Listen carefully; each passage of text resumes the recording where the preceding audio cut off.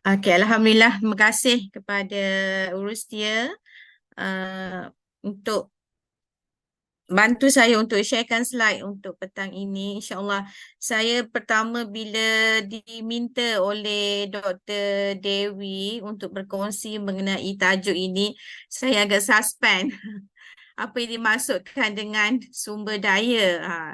Tapi bidang komunikasi dan penyiaran Islam adalah satu bidang yang sangat saya passion. Dan ada insyaAllah beberapa pendidikan yang berkaitan dengan komunikasi dan penyiaran Islam. Cuma bila diminta untuk berkongsi berkenaan dengan mungkin kursus-kursus yang ditawar oleh Yuika khususnya untuk S2 master pasca siswaza ataupun pasca sarjana, saya kira ini adalah kursus-kursus yang perlu ditawarkan kepada anak-anak pasca sarjana Yuika. Betul ya, Dr. Dewi? Maksudnya bengkel hari ini adalah bengkel untuk lihat kepada keperluan kursus-kursus yang mungkin sudah ada dalam cadangan kepada pasca sarjana. Mungkin ada penambahbaikan dari sudut kalau di Malaysia dipanggil performa kursus lah, kursus-kursus yang bagaimana yang perlu ditawarkan kepada pelajar. At the end kita punya course learning outcomes ataupun CLO, apa yang kita nak capai daripada penawaran kursus kita lah. Okay. Jadi saya melihat ini adalah fokus yang penting untuk dibincangkan pada petang ini, direction ataupun hala tuju khususnya pasca sarjana di UiK untuk uh, menawarkan kursus yang bagaimana kepada pelajar-pelajarnya. Saya petik ini ayat daripada Dr. Dewi sendiri bila saya katakan sebenarnya saya nak kongsi tentang apa, kan?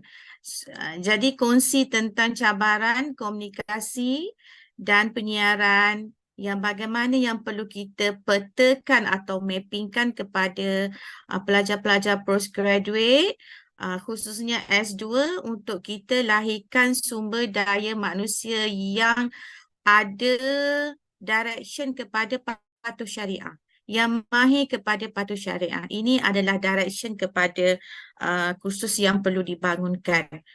Okey. Slide seterusnya saya juga berkongsi tentang keperluan kenapa perlu kita tawarkan kepada postgraduate students khususnya di pasca sarjana UiK. Hasil lulusan graduan master ini adalah yang faham, yang mahir untuk membangunkan konten-konten kandungan siaran patuh syariah. Dan sudah tentu ada kursus-kursus yang perlu dibangunkan untuk melihat kepada mapping ataupun pemetaan konsep yang kita nak bangunkan inilah. Jadi bagi saya satu penawaran postgrad yang sangat bagus dari sudut keperluan semasa. Walaupun kita kata ini dah era digital. Kan? Sebab tu ada tadi Society 5.0 kan. Kita dah hilang ke 4.0. Kita dah transformasi kepada daripada 4.0 kepada 5.0 ataupun 5.0 ini sudah tentu dia agak berbeza daripada hanya mahir sahaja dari aspek penggunaan teknikal, alat dan sebagainya. Kerana masyarakat 5.0 perlukan sesuatu yang lebih advance berbanding dengan apa yang ada dalam era digital sekarang. Kita bukan sekadar tahu menghasilkan video, tahu buat poster grafik, tahu buat konten, tetapi konten yang bagaimana yang perlu dihasilkan oleh postgraduate students yang menghadapi Society 5.0 ini. Okay. Jadi kurikulum yang perlu disiapkan, yang perlu dibangunkan oleh ini satu cabaran kepada pasca sarjana UiK untuk mappingkan kursus-kursus yang keperluan kepada CLO. Ini maksudnya kos ini adalah perlu lihat kepada keperluan CLO yang mana bukan sekadar mereka faham untuk menggunakan dan mahir menggunakan alat, tetapi mereka juga mahir dari sudut menghasilkan konten-konten yang lebih Islamik tadi, yang inline dengan syariah compliance. Itu pada pandangan saya lah. Okay, next, slide seterusnya kita lihat. Saya just nak share, kalau di Malaysia, kalau di UKM, bila kita menghasilkan a few performa ataupun mata kuliah, kita perlu mappingkan dengan outcomes yang diletakkan oleh MQF, Malaysian Qualification. Sama ada kita melihat kepada kognitif, psikomotor dan juga efektif. Maksudnya dalam satu mata kuliah perlu ada sekurang-kurangnya 2 ataupun 3 belum yang kita nak ukur ataupun yang kita nak measure, sama ada measurement itu dari sudut kognitif. Takkan satu mata kuliah hanya mengukur kognitif. It doesn't make sense lah. Maksudnya ada keperluan untuk kita mengukur kognitif pelajar, ada keperluan untuk kita melihat kepada psikomotor dan juga efektif. So, domains yang ada dalam dokumen ini perlu di-apply kepada semua mata kuliah. Itu maksud sama ada mengukur dari aspek skill, sama ada mengukur dari aspek ethics. Ini antara yang perlu dilihat kepada setiap performa kursus yang perlu dibangunkan. Okay. Seterusnya, next slide, saya juga melihat kepada keperluan untuk menghasilkan kursus-kursus ataupun mata kuliah yang perlu dipetakan kepada aspek fundamental dan juga praktikal ataupun praktisnya. Mana mungkin untuk melahirkan postgraduate students yang ada kemahiran komunikasi dan penyiaran Islam hanya belajar teori. Okay. Maksudnya ada a few courses yang offer untuk fundamental part, teori, dan ada a few courses yang perlu praktikal. Tetapi kalau kursus tu semua praktikal, basic kepada teori dan fundamental itu masih belum clear, belum jelas. Jadi sudah pasti perlu dipetakan kos-kos ataupun mata kuliah yang sesuai dari aspek fundamental dan juga aspek apa yang mungkin boleh JV ataupun boleh collaborate dengan industry players untuk menghasilkan kursus-kursus yang bersifat praktikal. Dan cadangan saya untuk program komunikasi dan penyiaran Islam yang ditawarkan oleh Pasca Sarjana WIKA ini boleh melahirkan pengamal media profesional Islam.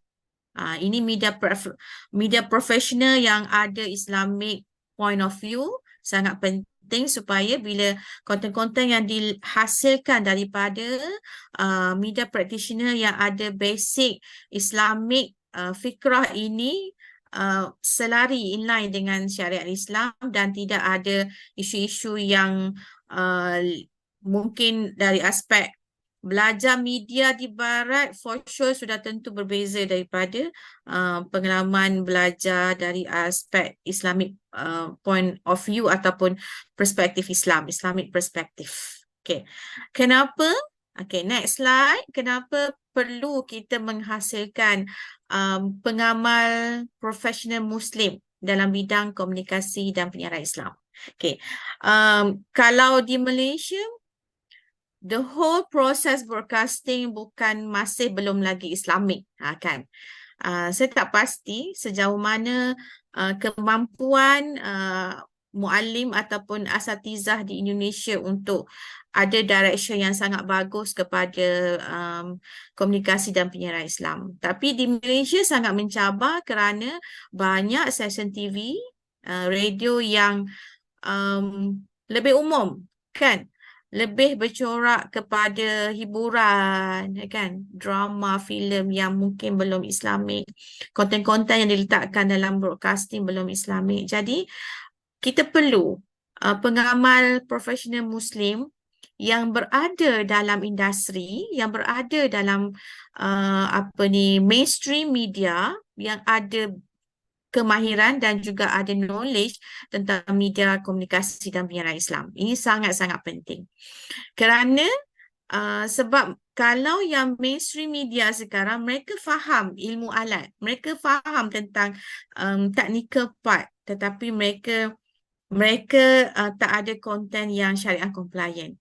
Dan selalunya para asatizah, ustaz-ustazah, mereka yang ada Islamic Studies background, ada masalah untuk menguasai technical part. Jadi kalau kita boleh melahirkan pengamal profesional Muslim dalam bidang komunikasi dan penyiaran Islam, kita boleh selesaikan isu alat dan juga isu konten yang directionnya terus kepada syariah compliance. Dan for sure ini adalah sebenarnya antara mesej-mesej kebaikan, ejen dakwah yang kita lahirkan untuk terus kelangsungan menyampaikan dakwah kepada masyarakat.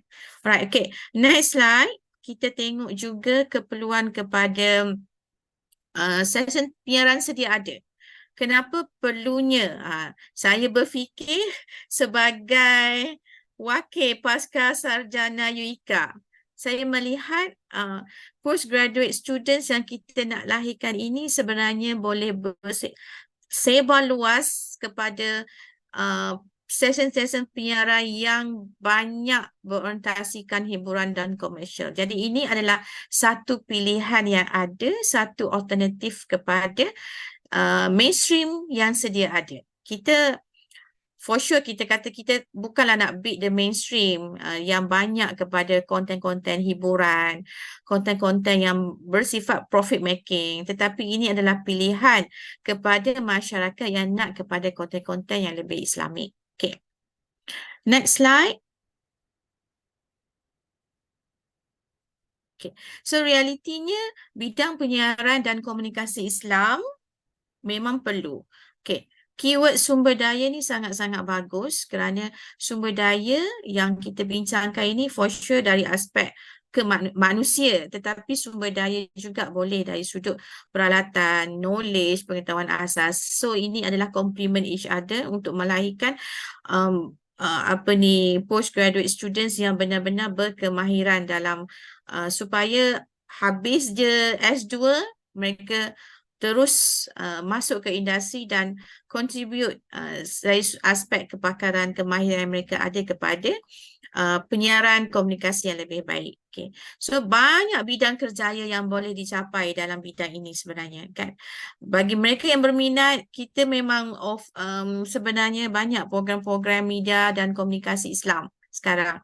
Dari level diploma. Diploma ni apa ya di sana kalau first degree S1, master S2, PhD S3.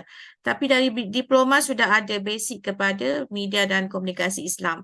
So peluang-peluang kerjaya yang sangat banyak untuk dicerokai oleh mereka ataupun student-student yang berminat kepada bidang inilah. Okay. Slide yang seterusnya kita lihat juga keperluan kepada cadangan cadangan saya tak pasti. Saya yakin once dah lulus program baru ni, Dr. Dewi pun terlibat dalam membangunkan mata kuliah yang bersesuaian apa yang nak ditawarkan kepada students. Ini antara cadangan yang implement dari aspek keperluan broadcasting itself. Kita dah kena move on dari aspek broadcasting yang mainstream, dia memang perlu juga kepada digital, perlu juga kepada new media. Ini yang berlaku convergence kan di antara media lama dan media baru. Tetapi bawakan elemen media lama tidak semestinya kita menghilangkan media baru, tapi banyak yang kita bawakan elemen-elemen media lama dalam media baru dari aspek convergence lah, convergence media, convergence scale. Saya cadangkan ni terpulang Dr. Dewi dan semualah kan. Sebenarnya kuliah-kuliah ini, mata kuliah ini sangat-sangat penting untuk kita lihat kepada isu dua tadi, isu fundamental dan juga isu praktikal. Fundamentalnya apa? Students perlu didedahkan dengan isu-isu asas teori yang baik dalam bidang komunikasi dan penyiaran, kan? Seperti komunikasi dakwah, etika komunikasi Islam, komunikasi dalam Al-Quran dan hadis, pengucapan dakwah ni dalam bukan public speaking tetapi bagaimana elemen-elemen public speaking dalam dakwah itu dibawa, kan. Ini antara kursus-kursus mata kuliah yang berasaskan teori dan fundamental. Tetapi dalam penawaran penyiaran Islam dan komunikasi ini, saya kira perlu ada juga yang bersifat praktikal, amali atau praktisnya. Kan? Keterampilan media digital, penyiaran Islam, produksi podcast sangat-sangat bagus. Generasi muda, new Gen Z sangat suka podcast instead of radio sekarang. Okay? Videografi dakwah, komunikasi korporat dari perspektif Islam, dan postgraduate student saya kira perlu diberi exposure yang sangat penting dari aspek bagaimana nak run the research lah. Sebab mesti ada a few courses yang offer kepada project paper ataupun research project yang perlu dihasilkan. Okay. So ini adalah yang beza di antara first degree dengan S1 dengan S2. S2 untuk level master sepatutnya mereka perlu menjadi penyelidik. Kan? Mereka perlu faham peranan sebagai researcher. Kan? So ini antara cadangan mata kuliah yang mungkin boleh ditambah baik di pihak pasca sarjana UiK nanti. Okay. Sedikit lagi slide daripada saya berkenaan dengan kenapa kita perlu kepada Society 5.0 versus masyarakat ataupun Society 4.0. Ini kerana dalam 5.0 sebenarnya ada human factor kat situ. Sebab tu munculnya AI, munculnya elemen-elemen yang lebih bersifat emotional dalam 5.0 instead of 5.0 ni yang revolution industri yang lebih kepada teknologi, lebih kepada gadget, lebih kepada technical part. So ini dah saya kira direction yang sangat bagus untuk melahirkan pelajar-pelajar postgraduate students yang ada elemen 5.0 supaya mesej-mesej yang dibawa dalam kemahiran mereka dalam mesej-mesej kebaikan yang sampai kepada masyarakat, yang sampai kepada ketamadunan bangsa lah, negara bangsa. Okey, sedikit lagi kalau ada slide. Okey, sebagai contoh, penyiaran di Malaysia, bukan the whole process broadcasting itu adalah yang Islamic, tetapi ada a few broadcasting yang ada direction ataupun hala tuju yang Islamic, seperti TV Ahli Hijrah untuk TV, penyiaran TV, dan IKIM untuk penyiaran radio. Visi dan misi memang jelas ada perkataan Islam, kan? Dan konten-konten yang dibawa dalam TV Al-Hijrah dengan IKIM sangat-sangat jelas. Semua konten adalah from Islamic perspective, kan? Jadi ini adalah contoh bagaimana stesen TV dan radio yang ditawarkan kan dalam mainstream media yang memerlukan practitioner yang ada fikrah Islam, yang ada fikrah agama untuk peluang kerjaya yang sangat-sangat luas kan, sebagai DJ radio, sebagai script writer, sebagai content provider, bahkan sebenarnya bidang komunikasi dan penyiaran Islam ini bukan sekadar kecil skopnya kepada broadcasting sahaja, kerana broadcasting pun perlu gunakan media digital untuk survive, kan?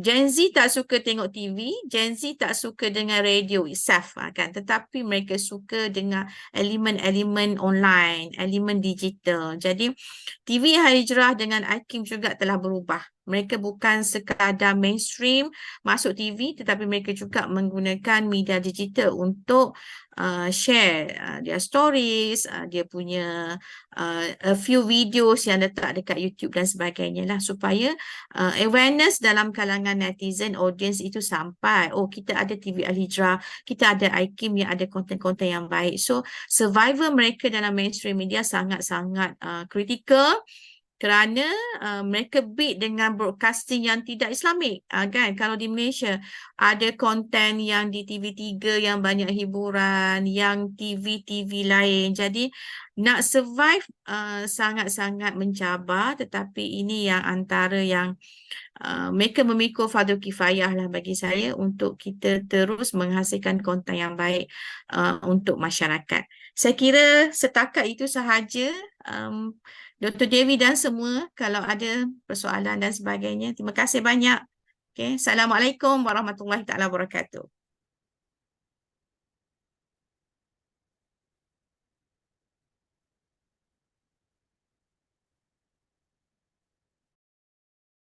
Ya, nanti insyaallah.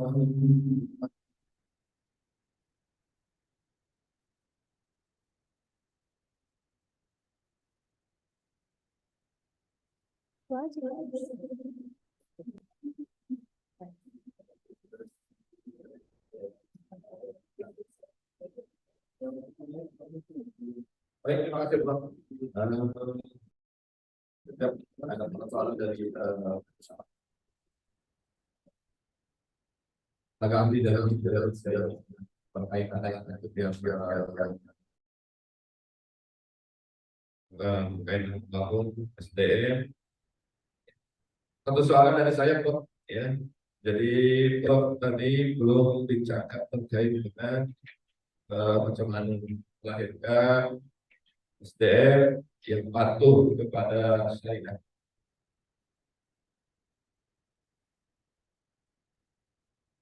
Bisa dengan kami, Prof? Jadi tak jelas. Suara putus-putus.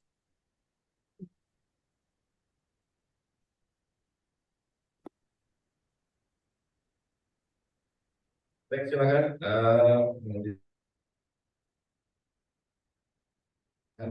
Barangkali ada yang mau diskusikan.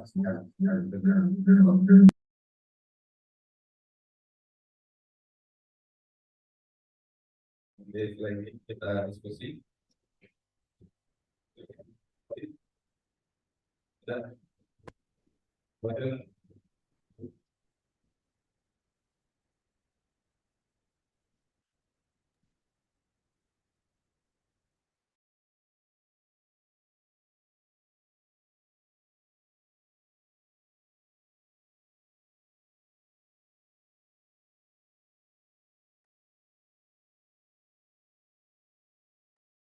Dr. Dewi, ini soalannya ke bagaimana mencipta sumber daya patuh syariah? Okey, kalau saya boleh respon, sumber daya patuh syariah perlu diblendkan dalam semua mata kuliah. Maksudnya konsep patuh syariah yang telah dibawa ataupun diangkat, contohnya saya ada a few research tentang patuh syariah, perlu dibawa dalam sebagai subtopik mata kuliah. Itu yang maksudnya perbincangan mata kuliah yang ditawarkan tidak terpisah daripada keseluruhan konsep patuh syariah. Boleh? Jelas ke suara? Salah audio hari ini ni.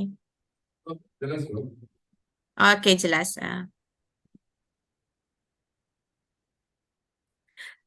Kalau ada, saya bagi tambahan sebab ada yang selalu ditanya kepada saya apa maksud patuh syariah dan bagaimana nak implement patuh syariah dalam sesebuah sesebuah mata kuliah. Sebenarnya kalau patuh syariah memang perlu di-approach oleh industri player. Kalau dalam masyarakat, mesej kebaikan itu just a part of mata kuliah, a part of patuh syariah. Tetapi masyarakat menerima itu sebagai mesej kebaikan. Tetapi patuh syariah dia tidak lari daripada naratif citra Islam yang mana ada asas kepada akidah, ada asas kepada syariah dan ada asas kepada akhlak. Jadi dalam setiap mata kuliah sepatutnya perlu diecerkan, didetailkan tentang aspek mana kepada akidah, akhlak dan juga syariah. Itulah patuh syariah. Dari aspek yang lebih umum, bila konten yang patuh syariah itu dihasilkan, sebenarnya dia adalah asas inline kepada penyebaran dakwah. Jadi lebih kurang macam sama tapi tak serupa, kan? Wallahu alam.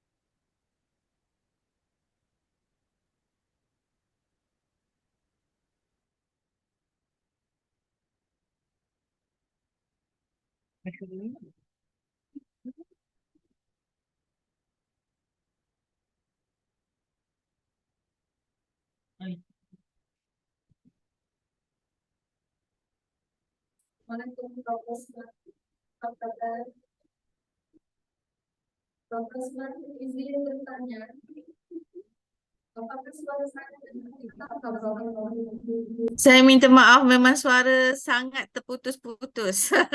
Tapi cuba boleh tak type dekat chat kalau saya boleh respon. Saya boleh bacakan semula soalan.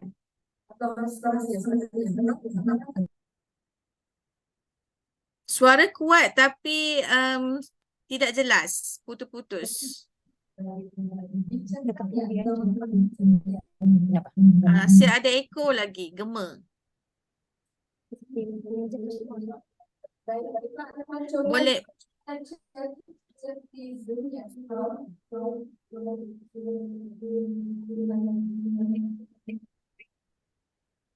Boleh admin tolong typekan dalam chat tak?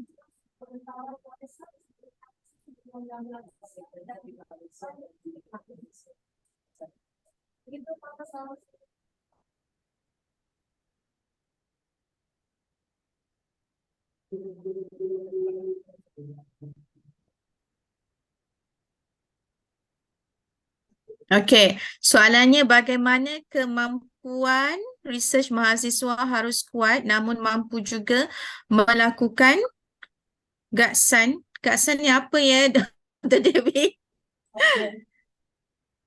Ah, Bidang idea, melakukan idea.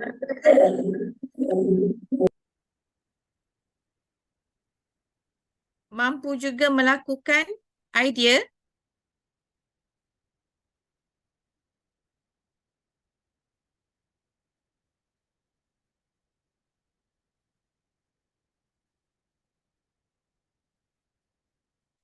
macam mana nak respon? Tak faham soalan. Namun mampu juga melakukan gaksan. Gaksan ni apa ya?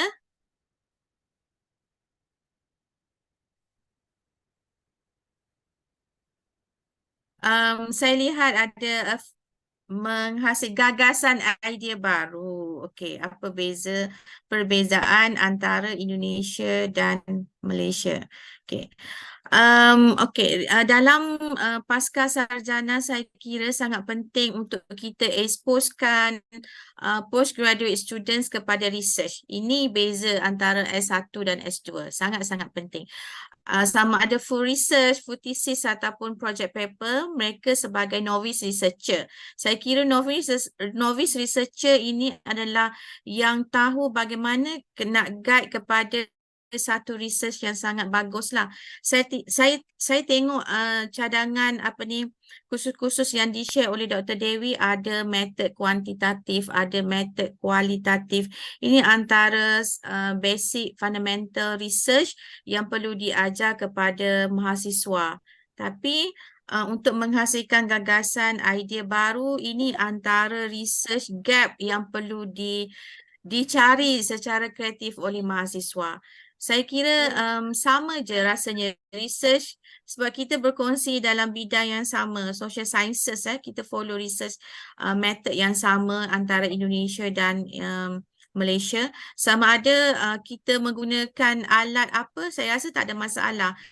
Sama ada SPSS untuk kuantitatif, kita ada Amos, kita ada Smart PLS itu untuk kuantitatif. Kita juga ada kualitatif part yang kita gunakan seperti Atlas TI dan juga NVivo untuk run the research. Tapi itu sebagai alat. Yang penting gap of knowledge dalam research itu perlu jelas dan kita tak buat repetition kepada research yang sedia ada. Sebab tu mahasiswa perlu belajar research method yang betul, macam mana untuk buat LR, literature review, kajian-kajian lepas, literature review tentang sesuatu isu.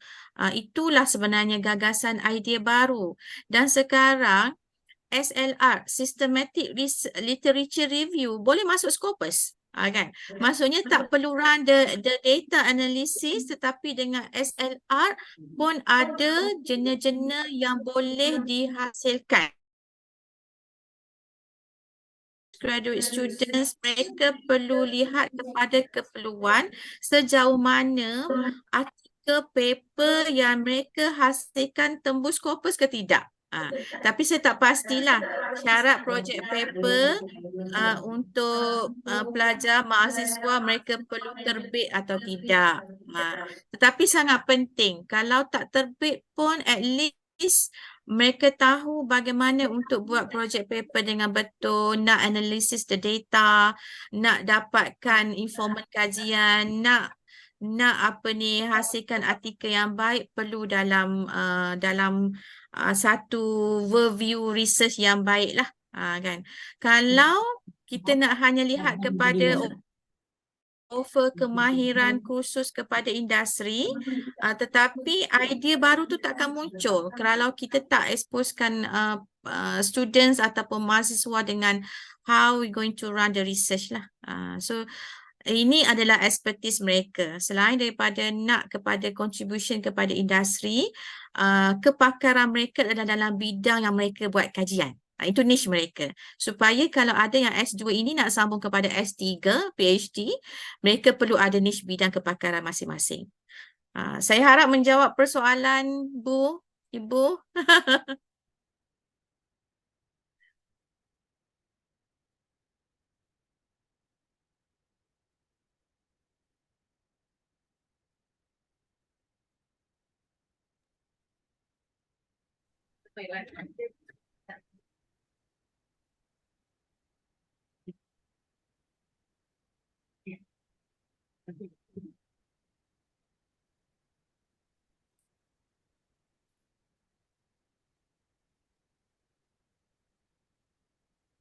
Oh, ada soalan lagi Dr. Dewi. Apa beza degree dengan magister di Indonesia dan Malaysia?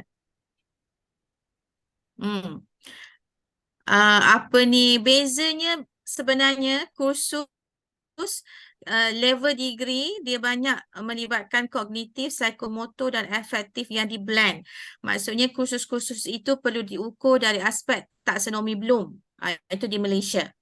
Tetapi untuk kursus master dan juga PhD, S2 dan S3 di Malaysia, dia lebih kepada kognitif dan juga efektif. Maksudnya lebih kepada menghasilkan artikel jurnal, lebih kepada menghasilkan research yang tadilah. Maksudnya research yang lebih ada idea baru. Kan pelik kan dalam bidang penyiaran dan komunikasi Islam contohnya. Masih banyak lagi gap of knowledge yang belum dicerokai yang perlu dihasilkan research. Kenapa? Kerana kita sentiasa ada gap of knowledge yang baru dalam bidang. Caranya bagaimana adalah caranya macam bila kita menghasilkan problem statement, macam mana kita nak menjawab hipotesis kajian, macam mana kita nak menjawab kepada RO dan RQ, research question dan research objektif. Okay. Tetapi untuk level degree ataupun S1 memadai untuk mereka belajar kepada satu project paper yang sangat simple. Jadi project paper yang simple itu berbeza dia punya credit hours lah. Kalau project paper di S1 di Malaysia adalah 4 credit hours jam kredit. Tetapi kalau untuk level master ataupun S2 dia lebih kepada dah 12 credit hours kan. Untuk yang project papernya masih 5 bab tetapi macam mana nak explore kepada knowledge baru itulah yang membezakan di antara S1 dan S2. Sama juga dengan kursus. Kalau mata kuliah yang untuk master lebih kepada sebab tu ada juga yang exam kita nak ukur kognitif tapi boleh open book kan? Kerana apa? Kita bukan nak lihat kepada mereka menghafal sahaja tapi bagaimana mereka menghasilkan arguments secara yang lebih kritis dalam mereka menjawab exam. Okay, wallahu alam.